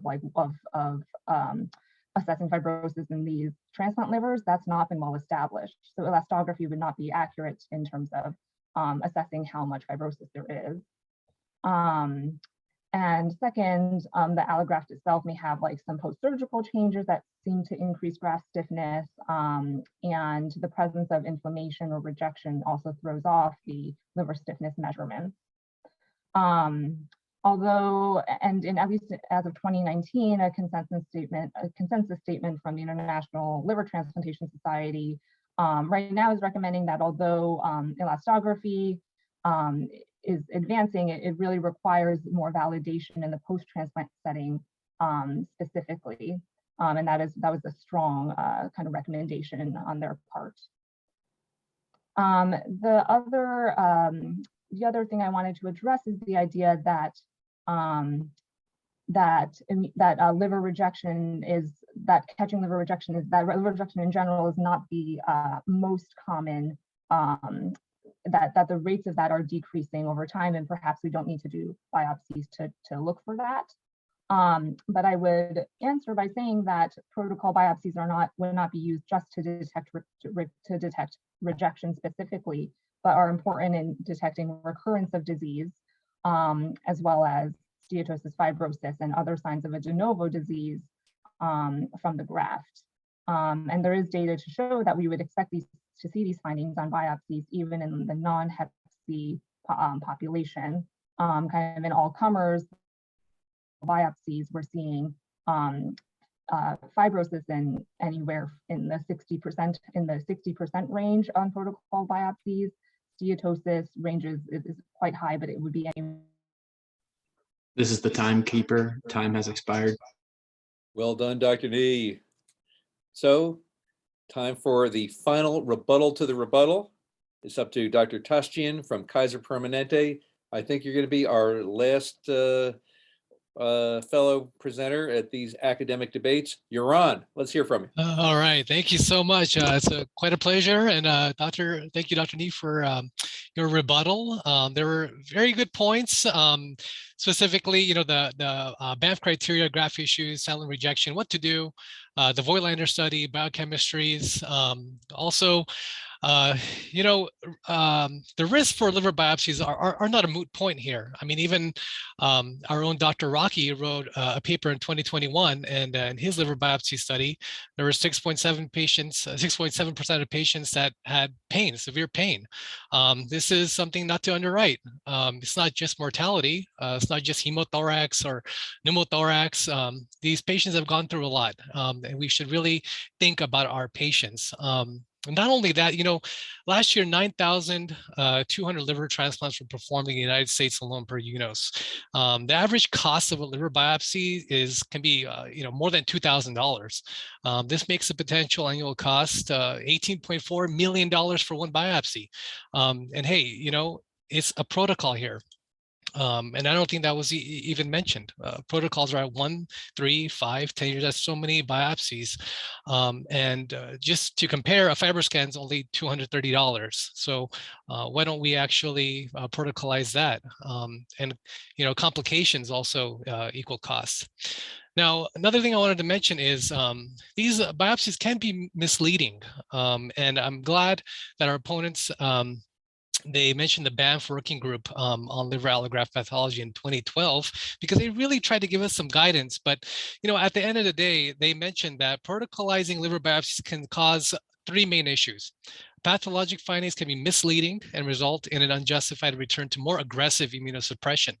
That serial biopsies actually would be needed to better assess any changes or therapies that you're going to be doing. And by the way, you're probably going to be monitoring your liver enzymes. And you have to monitor for possible progression too, because a lot of times these can have subtle findings.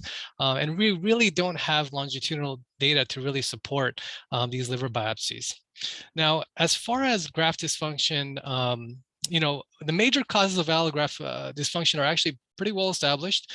I'd say clinical status is not just an AST and an ALT. Hey, we have PET testing, we have serologies, we have novel DSAs, we have non-invasive measures, CTs, MRIs, ultrasound with Dopplers, FibroScans to really catch a lot of the allograft dysfunction. And, we need to do right by our patients and choose the right biopsy, right intervention for the right person. In addition, protocol liver biopsies, although it's a good point that they can guide weaning strategies.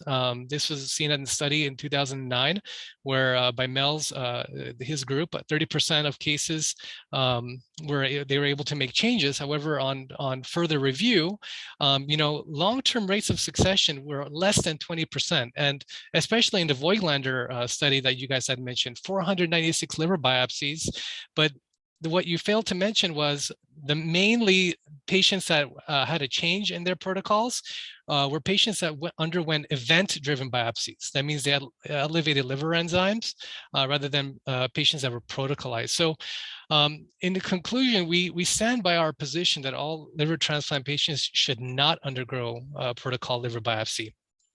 Livers are not automobiles that require a routine 10,000-mile inspection. The warranty by us is lifelong, and we are doing the routine, 21-point inspection here. And we really do need further research to look at the role of novel molecular testing and non-invasive strategies to better advance our field and better assure a healthy life for our patients. Dr. Tostian, thank you so much. It's time for our expert panel again to weigh in with their incisive and insightful questions. So Dr. Don Rocky has had to leave for warmer points, but we're up to Dr. Sterling, Dr. Yap, and Dr. Sterling, do you have questions for our teams? I do. I thought those were excellent. I would like to ask each team their own question. It's hard to ask one question for both to answer. So I'll start with the Kaiser teams. Is there any situation that you would consider doing a biopsy in a patient who had a normal ALT and a low liver stiffness, let's say under 6? Or would that be a patient that there'd be no situation where you'd want to do a biopsy? Yeah. I think Andy showed his presentation, the FibroScan cutoffs, the KPAs, and it's that short margin between like 5 and 7. So that is, I think you have to take it in the clinical picture. When were they transplanted? What was the indication of the transplant? Do they have other insults to their liver transplants, such as alcohol, fatty liver disease? What are their other comorbidities? Really looking at the liver stiffness to then decide what's best to do. A lot of these patients also go through bouts of rejection. So I think risk stratifying and putting the non-invasive tests in context would then lead you to the correct answer. So someone had a stiffness of 5, but had a CAP score of 320 with a normal ALT. Would you biopsy that person? Well, I would be very, probably have some fatty liver or something else going on. But in order to, risk stratifying for the indication of why you're looking, I'd say it has to be a patient-centered discussion. Right. And then I'd like to ask the Montefiore team, you talked about protocol biopsies in one of your slides, particularly as it looks at when you change immune suppression, but you didn't tell us when you would do the protocol biopsies if you didn't make any changes in the patient. The patient is just sailing along. You mentioned a time interval when you adjust immune suppression, but so if you're not going to make any changes in the patient, how frequently would you do the biopsy? I can take this. So, a lot of these studies that I read, they're doing them at approximately, 1 year, 3 year, 5 year, and 10-year marks. And most of the time, the times they're finding recurrent disease or rejection sort of actually happened around the 5-year mark. So, even if, say, you do it at 1 year, everything's fine, I think that it seems doing it at least, perhaps at the 3-year mark, 5-year mark, it's kind of around that 5-year mark where things start to change. So I would continue to have a set time for the protocol liver biopsy, even if the earlier ones showed everything was okay. Right. And so I guess the second part of that would be if it sounds like you don't believe in non-invasive testing because you're going to biopsy everybody regardless. Is there anything that a non-invasive test would do to make you not want to biopsy somebody?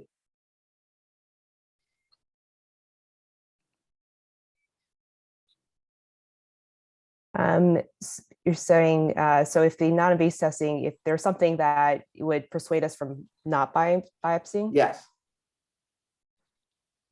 Honestly, I don't really think so, especially right now in the post-transplant setting. I think if we have more data, if we're actually doing these protocol liver biopsies and collecting the data on what is, and maybe we are doing the non-invasive testing at the same time, and it shows that we can actually correlate a certain KPA, a certain CAP score to what we find in post-transplant liver biopsies. And we can say, okay, we compared it to our gold standard, then perhaps, in the future, we can move away from using the liver biopsies.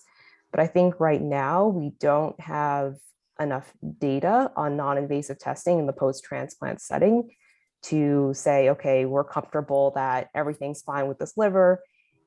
This person went through a lot to get a liver transplant. Someone gave them their liver. Why take that risk? Okay, do we have any other questions from our judges for either the team from Montefiore or the team from Kaiser Permanente? Any other questions out there? No, I just want to say on behalf of all the judges, all 6 teams did outstanding. We were just so impressed by the quality of their work and just really proud to see such outstanding young professionals and colleagues do such a great job. Hear, hear, hear, hear. Thank you. Well, on that note, I think that's going to conclude the official debate section of the evening. We have a few final comments. I'd like to express our gratitude to our generous sponsors for the academic debates, our premier sponsors, AVI and ISAE. Also want to extend our deepest gratitude to everyone involved with the academic debates. And hey, this is still a fundraiser, guys. Open up your hearts, open up your wallet. Please donate.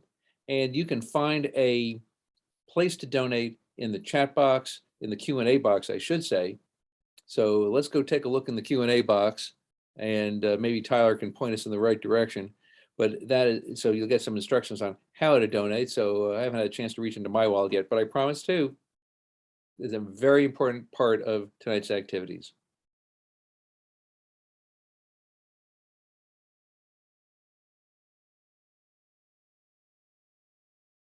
So while you're making your donation, I just want to congratulate everybody for outstanding work. We had 6 fantastic teams, and 6 fantastic mentors, and I found this to be thoughtful and exciting and a lot of fun, and very civil to boot. Congratulations on some civil debating there. I really mean it, and some awesome type fonts too. I want to thank my friends at ALF who were just fantastic organizers, the ALF tech team. I think it was just a great team effort. So alas, that is our last academic debate of March debate liver madness, or is it academic debate madness? But it's our last debate for 2022. Please join us in 2023. It was tons of fun. Love being a moderator for these debates, and I want to thank you very much. Please remember to visit the ALF website. Recommend it to your friends, your family, your colleagues, your patients. The ALF has many resources for patients and caregivers. We offer exceptional educational programs to our healthcare professionals. We encourage you to visit links to explore everything that the ALF has to offer. Please encourage your patients to visit as well. Here are the links. Also want to say, if you've never been to a Liver Life Walk, they are tons of fun. So I'm team captain of the out-of-site hepatocytes and Transplantastics, the walking team for New York Medical College, Westchester Medical Center. And if you've never walked for the ALF, please do. And another great chance to raise some money and raise awareness of liver disease. The Liver Life Walk is a signature event of the American Liver Foundation. Allows people affected by liver disease to come together to raise awareness and funds. It also gives them the opportunity to support each other in a festive and inspiring environment, and a great chance to see your patients in not such a formal, stuffy environment as the clinic. We're happy to announce that in 2022, there are going to be 13 in-person walks across the country, as well as a virtual walk. So visit liverlifewalk.org for more information. But there's more. The Liver Life Challenge is the American Liver Foundation's official endurance program where dedicated athletes across the country use their passion and commitment to go the extra mile for the liver community. So run or ride with us in 2022. Visit liverlifechallenge.org to take on the challenge. The Legacy Galas across the country recognize individuals who've made outstanding contributions to the liver community in fields of biotech, medical innovation, and in philanthropy. Both galas will host patients. Both galas will have patient families, medical professionals, organizational partners, and business visionaries in healthcare, in pharmaceuticals, and in the biotech industries.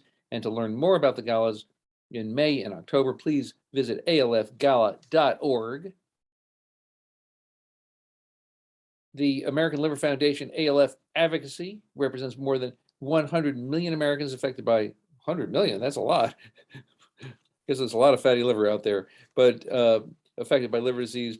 But together with volunteers and coalition partners, we advocate on behalf of liver patients, their caregivers, and those impacted by liver disease for increased federal research funding, public health education, improved patient treatments, and improved insurance coverage. And to become an ALF advocate, visit liverfoundation.org/advocacy. The American Liver Foundation has built a private Facebook support group for biliary atresia family members and patients, moderated by an ALF staff member and a biliary atresia patient. It's going to launch on April 6th.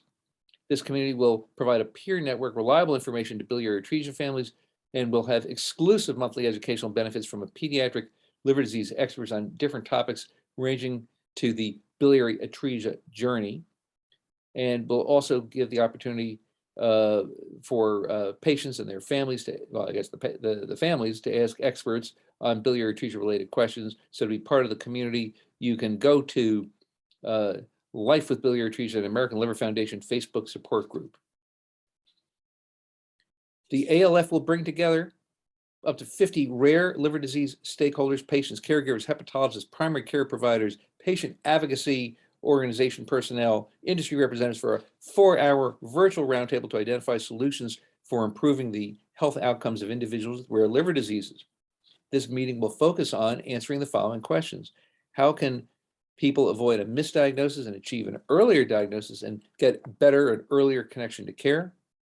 How can we educate more people about genetic testing and best address concerns about stigmatization? And how can we reduce patient burden and improve the overall patient experience? And to receive an invitation to the first Rare Disease Summit, please enroll with Ivory Allison at iallison@liverfoundation.org.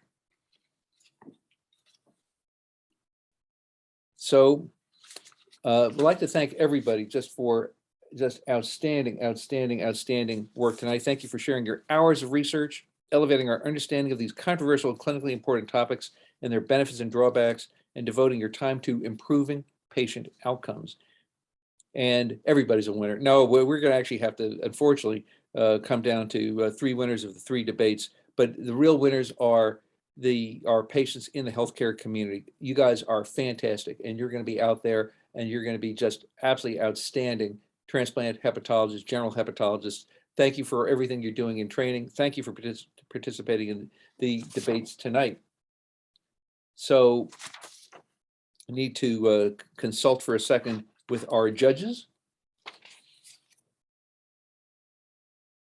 I think we're ready to, I don't want to have an Oscars moment here, but I think we have determined the winners for debate number 1, very exciting, from MSKCC and University of Colorado.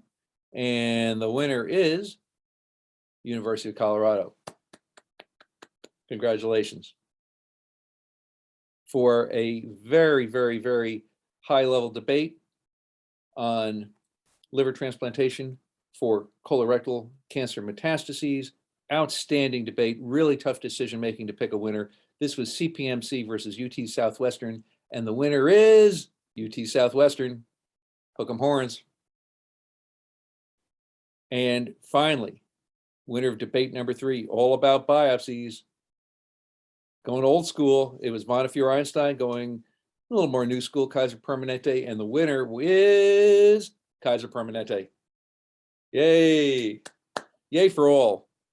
Nobody's a loser here. Everybody did, I really mean it, everybody did a great job. As a former debate mentor, I know just how hard fellows work to prepare for these debates, and you really did outstanding work. Thank you so much. It was absolutely fantastic.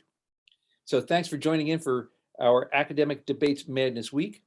Hope you enjoyed participating in this event and attending it, and certainly I did. And you'll get a little survey tomorrow, so let us know how you feel. We're posting a link in the Zoom chat if you want to let us know right now. Appreciate your feedback. And thank you for joining us for the 5th and final night of the American Liver Foundation's Academic Debates Madness. You're all winners, and we're winners in the liver community. Thank you all.